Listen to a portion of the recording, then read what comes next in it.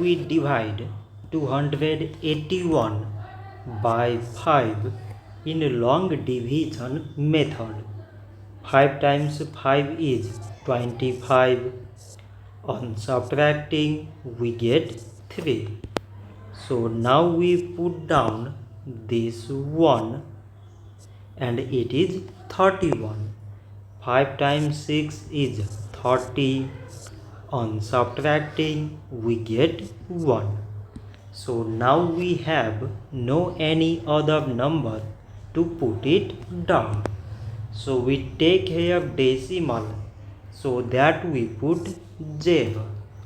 So it is 10 and 5 times 2 is 10.